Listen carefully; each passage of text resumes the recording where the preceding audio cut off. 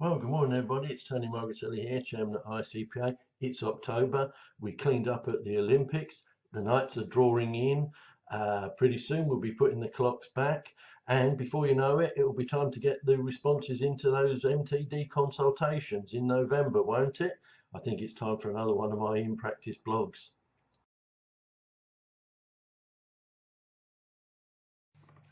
As I say, we're here in October, and as has been up and down the country, presenting at our own Practice Evolution conference and branch meetings around the place, the single biggest topic of discussion has obviously been making tax digital. Now, please don't worry, I'm not going to go through all 250 pages of the consultations in this blog.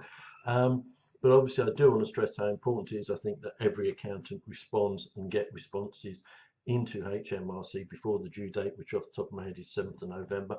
So if you haven't as yet, please go online, go to HMRC site, onto consultations, download the consultations and respond. I have got my own personal, the ICPA review of the consultations document, which is available, which gets it down to about 15 pages. So if you want a copy, just email admin, that's ADMIN, at icpa.org.uk. Ask for a copy of the review of the consultations and I'll get one off to you. I just want to make one comment at this stage. I've been in lots of meetings with HMRC and Treasury and all sorts of places about making tax digital, and I'm constantly hearing, they put out terms like, say things like, it's the way the world's going, it's what everybody is doing, using it, doing online, going on the internet. We go shopping on the internet, we even gamble on the internet, we buy our cinema tickets on the internet, etc., etc. And whilst I've got no grouse with that particular concept, there is one thing that does need to be said, and I have pointed this out.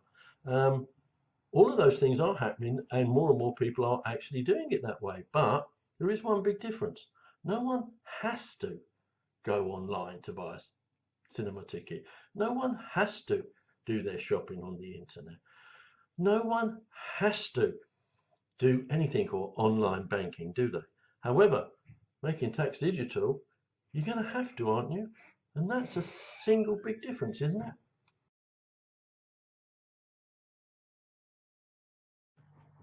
As I say, I presented a lot of times on the new MTD proposals, and I've been to an awful lot of meetings around the place covering the topic, as well as reading the consultations many times.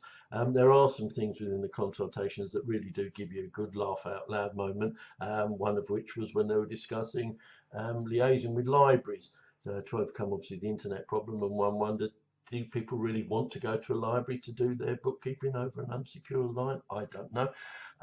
But there was a couple of other things that do make you smile.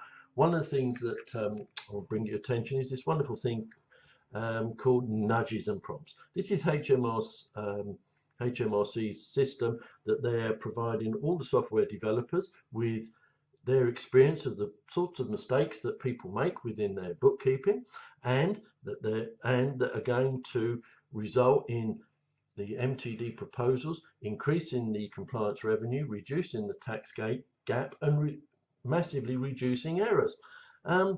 So, for instance, as you're making entries within the system and you put some silly figure like 3 million in as a sales invoice, you're going to get a little nudge or a prompt saying, are you sure? Are you sure you meant to put that amount of money in? Or, for instance, if you're putting something into entertaining, a little nudge will come up and say, whilst it's a value reduction against your profit, you do appreciate you're not going to, I'm paraphrasing here, you do appreciate you're not going to get tax relief for that, which will no doubt be followed by someone saying, oh, I wonder what happens if I put it in advertising, but that's another issue altogether. Nudges and prompts, that's what HMRC are saying is going to help reduce the tax gap. So when you think about these nudges and prompts, they're only any good, seriously, if one, the taxpayer actually reads them as they're making the entry. Two, they understand what they're trying to tell them. Three, they then act upon them. But what if the nudges and prompts are turned off? Do tell me we're going to be able to turn the wretched things off, aren't we? I don't know. They haven't told us that one yet.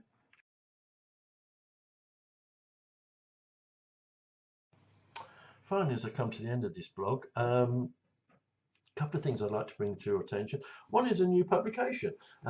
Here it is. It's called HMRC Inquiries, Investigations and Powers. It's edited by Mark McLaughlin.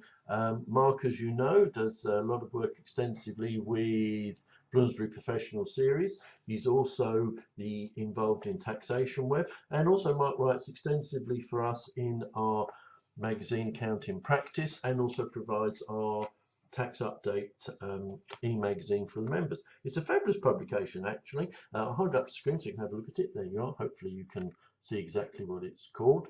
I'll repeat it again. It's called HMRC Inquiries, Investigation and Powers. And I think as HMRC inquiries and investigations are increasing all the time, I think it's going to be a really good, neat little publication to have. Check it out for yourselves. Finally, I've been in negotiations with the fabulous Mark Lee. Those of you who know Mark from his presentations up and down the country, works extensively helping small practitioners develop their practice.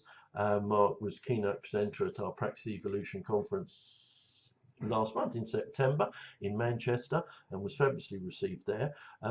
Mark's going to be producing a new member benefit for us. It's really very exciting.